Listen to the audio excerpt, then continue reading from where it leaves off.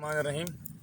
इस वक्त हम वोकेशनल ट्रेनिंग इंस्टीट्यूट लिया के ग्रासी प्लाट में बैठे हुए हैं, जहां हमने कुछ अरसा पहले ये घास लगाया था। ये आप देख रहे हैं कि ये घास की जो ग्रास की एक ढाका वैरायटी होती है वो हमने लगाया था। इससे भी अच्छी क्वालिटी का एक हमारे पास ग्रास है, अमेरिकन ग्रास।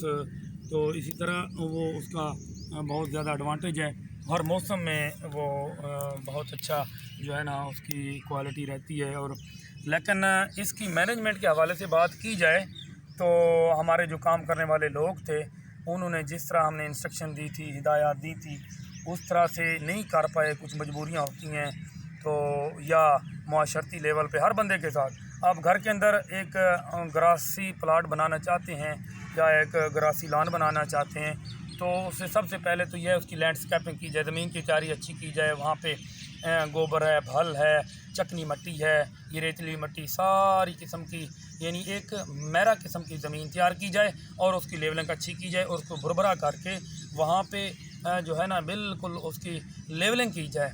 और उसके बाद आपने जिस तरह हमने कुछ दिन पहले लगाया था कि उसकी लाइनिंग करके उसके अंदर ग्रासी जो ग्राउंड से या ऐसी नर्सरी से जो भी वैरायटी आप लगाना चाहते हैं, जो हमने लगाई है ये तो ढाका ग्रास है, आप अमेरिकन ग्रास भी लगा सकते हैं।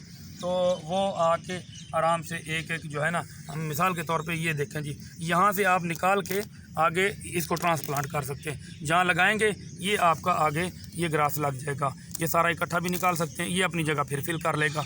और ये आपका एक जगह पे लगाएं, दूसरा दूसरी जगह पे लगाएं, थोड़े थोड़े फासले पे ऐसे लाइनिंग में लगाते जाएं और ये आपका कुछ दिनों के अंदर ये अपनी रूट्स बना जाएगा और शूट्स बनाएगा, रूट्स बनाएगा और शूट्स बनाएगा। तो ये ऐसे फैलता जाएगा, बिछता जाएगा। तो इसके अंदर जब ये जर्मिनेट हो जाए, अपनी जड़ पकड़ लेता है, अपनी रूट्स ज़मीन के अंदर अच्छी तरह बना लेता है, इसके अंदर जो जड़ी बूटियाँ हैं, मिसाल के तौर पे हमने जिस तरह अपने काम करने वाले बंदे को कहा था कि इसके साथ मिसाल के तौर पे आप इसको मधाना घास कहते हैं, कारवां घास जो है ना सराकी में कहते हैं, या कुछ कई लोकली सतह पे इसके नाम हैं। और ये डीला है, उर्दू में इसे डीला कहते हैं। अब देखें ये डीला, हालांकि ये इतना बड़ा जो है ना पौधा नहीं होता, इसको सराकी में मोरक भी कहते हैं, पंजाबी में भी मोरक कहते हैं, ठीक है ना। और इसको जो है ना उर्दू में डीला कहते हैं। इतना इतना बड़ा हो गया है और ये सबसे हमारे एग्रीकल्चर के अंदर ये सबसे ख़तरनाक जो है ना जड़ी बूटी है। जड़ी बूटी को मुख्तलिफ अक़साम होती हैं, यानी रबी की, खरीफ की मुख्तलिफ जड़ी बूटियाँ होती हैं। इस वक्त कपास के अंदर जो है ना मुख्तलिफ किस्म की जड़ी बूटियाँ हैं, गंदम के अंदर होती हैं और ये बहुत ख़तरनाक जड़ी बूटी है। इससे आगे इसकी रूट से आगे रूट बनती है और वो फिर अपनी एक प्याज की तरह गंडी बनाती जाती है और आगे फैलती जाती है। यानी ये जितनी लंबा ये पौधा है इससे कहीं लंबी इसकी जड़ होती है और वो अपनी नीचे ज़मीन के अंदर से उसका रस और जितने खुराकी अज्जा हैं, न्यूट्रेंट्स हैं, उसके अंदर नाइट्रोजन, फास्फोरस, पोटाश, ज़ाहिर बात है ज़मीन के अंदर मौजूद होती है। ये देखें ये अब बन रही है, अंडर प्रोसेस है। ये इतनी मोटी जो है ना तकरीबन ये इसका वो बन जाती है गुठली सी, और फिर आगे जड़ निकलती है, फिर उसके साथ एक गुठली बनती है, फिर जड़ उससे निकलती है, फिर आगे गुठली बनती है। जितना पौधा ये लंबा है उससे कहीं लंबी इसकी जड़ ज़मीन के अंदर जब फैलती है तो ऐसे जत्थे मार जाती है, जिस तरह कह लें कि जाल सा बिछा लेती है। और वो फिर वहाँ पे आपकी जो मतलूबा फसल होती है या आपने ये ग्रास ही लगाया है या आपकी कोई भी फसल है, उसको खुराकी अज्जा ये नहीं लेने देती, क्योंकि ये खुद रव जड़ी बूटी है और ये कुदरती तौर पे ये उग आती है और हमने इसको तल्फ करना है। मैनुअली तौर पे आप इसको हाथ से निकाल सकते हैं, आप इसको काट सकते हैं और ताकि ये ज़्यादा ग्रोथ ना कर सकते। काटने से तो ये नीचे ग्रोथ करती रहेगी, इसकी जड़ें फैलती रहेंगी।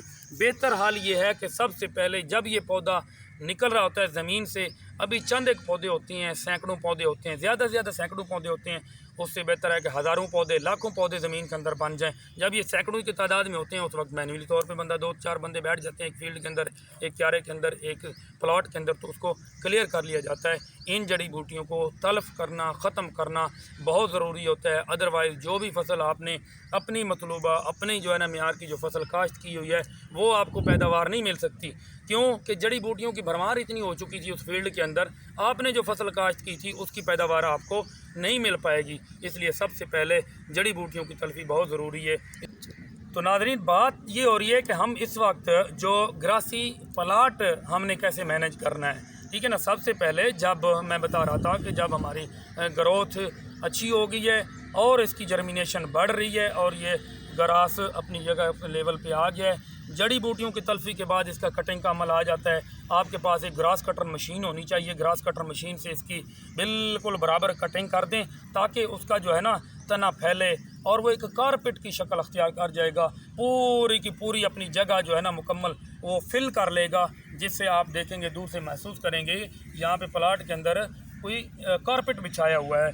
और ये आप अपने मैनुअली तरीके से, अपने तरीके से, फिनांशियली तौर पे थोड़ा सा इसके ऊपर मेहनत और ख़र्चा होगा इनिशियली तौर पे, तो लेकिन ये है कि ये बहुत बड़ा एक हमारे लिए देखने में बैठे हैं। अब इस प्लाट के अंदर आप एक बहुत बड़ा फंक्शन कर सकते हैं। कोई कुर्सियाँ लगाने की, कोई टेबल लगाने की, कोई जो है ना इसके अंदर कारपेट बिछाने की ज़रूरत नहीं है। ये एक दफ़ा आपने बिछा दिया और आपका प्लाट रेडी हो गया। इसके अंदर आप 300, 250, 300 बंदा जो है ना आराम से अरेंजमेंट उसकी कर सकते हैं। और मुख्तलिफ़ किस्म की अम्ब्रेला की शक्ल में आप दरख्त ये सामने आपको दरख्त, आपने छाँव में बैठना है तो एक अच्छा सा नीम का दरख्त है, ये सुखचैन का दरख्त है और आम का दरख्त है। ये इसी तरह ये आपको एक कुदरती मनाज़र का जो है ना मनाज़र पेश कर रहे हैं और इससे पब्लिक को बहुत ज़्यादा फ़ायदा होता है। फिनांशियली तौर पे भी बचत है और वैसे भी फ़िज़िकली तौर पे भी, तबई तौर पे भी हमें इसका बहुत ज़्यादा फ़ायदा होता है। तो इसलिए जड़ी बूटियों का ख़ात्मा ग्रासी प्लाट के अंदर से ख़ात्मा ज़रूरी है। ग्रास ही होना चाहिए जो हमने लगाया है।